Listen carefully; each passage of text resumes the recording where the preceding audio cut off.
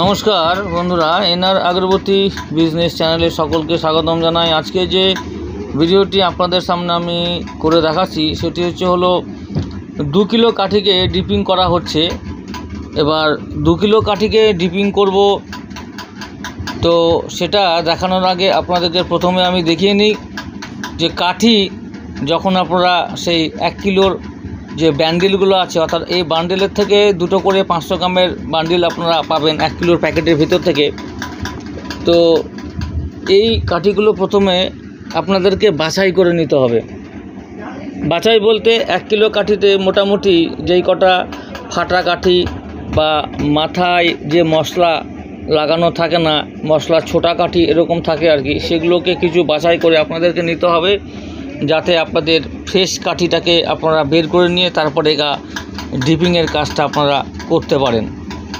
তো ডিপিং করার আগ মুহূর্তে আপনাদেরকে এই কাঠিগুলো যদি 1 কেজি ডিপিং করেন 1 কেজি নেবেন, যদি 2 কিলো ডিপিং করেন 2 কিলো র কাঠি নিয়ে নেবেন, যদি 5 কেজি একসাথে করেন 5 কেজি র কাঠি নিয়ে নেবেন।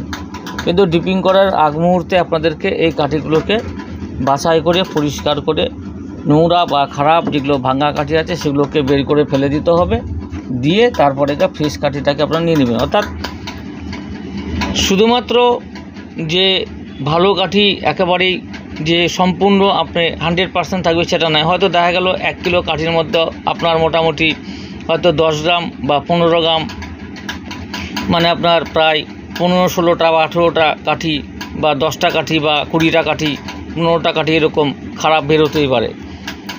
তো এরকম কাঠি আপনাদেরকে সামান্য একটু কাঠি এই বাছাই করে আপনাদেরকে এইভাবে নিতে হবে, এবং নেওয়ার পরে সেগুলোকে ফেলে দিয়ে ফ্রেশ যে কাঠিগুলোকে সেগুলোকে বাছাই করে একটা ট্রে হোক বা কোনো পাত্রের মধ্যে হোক ডিপিং করার আগে, এটা হচ্ছে প্রসেসিং, এটাকে আপনাদেরকে ঠিক করে নিতে হবে।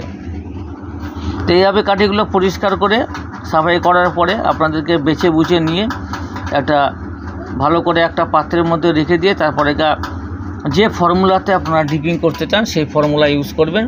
এবার 1 কিলোতে কতটুকু আপনারা তেল দিবেন বা সেন দিবেন বা 2 কিলোতে কত গ্রাম দিবেন সেটা নির্ভর করবে ফর্মুলার উপরে, আপনার নিজস্ব অভিজ্ঞতার উপরে। সাধারণত 4:1 মানে 1 লিটার ডিপির মধ্যে আপনারা এখানে যে 250 গ্রাম আপনারা সেন্ট এখানে মিক্সিং করেও করতে পারবেন, অথবা 1 লিটার ডিপির মধ্যে আপনারা 300 গ্রাম সেন দিয়েও করতে পারবেন, অথবা 1 লিটার ডিপির মধ্যে আপনারা 200 গ্রাম সেন দিয়েও করতে পারবেন। তবে সেন্টের যে ক্যাটাগরি হবে সেটার উপর নির্ভর করে আপনাকে এই ডিপিং প্রসেসিংটা ঠিকঠাক করে নিতে হবে যে আমি কী সিস্টেমে করব, এবং তার সঙ্গে আপনাদেরকে মাথায় চিন্তা রাখতে হবে যে কাঠির কোয়ান্টিটি আপনারা কতটা করে দেবেন। অর্থাৎ 10 টাকায় কত কাঠি দিবেন, 20 টাকায় কত কাঠি দিবেন, বা 30 টাকার প্যাকেটে কত কাঠি দিবেন, সেটা নির্ভর করবে আপনারা এই ফর্মুলার উপরে।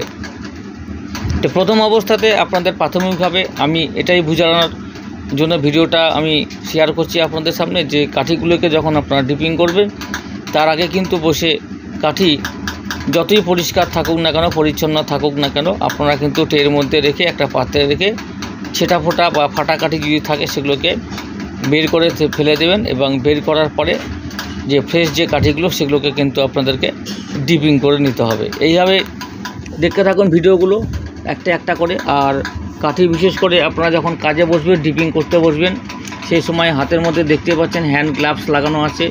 এরকম মেডিসিনের দোকানে গিয়ে আপনারা 10 টাকা জোড়ায়, মানে পার পিস 5 টাকা করে যে সার্জিক্যাল যে হ্যান্ড গ্লাভসগুলো সেগুলো আপনারা কিনে নিয়ে যাবেন, এবং সেটা পরে ডিপিং প্রসেসিংটা করবেন। তাতে আপনার কোনো সমস্যা হবে না, আর স্কিনে প্রবলেমও হবে না। আর সেন্ট ডাইরেক্ট হাত দিয়ে করলে, ডিপিং করলে সেটা গন্ধ সহজে যেতে চায় না, বহুবার সাবান দিয়ে ধোবার পর তারপরে সেই হাত থেকে গন্ধটা যায়।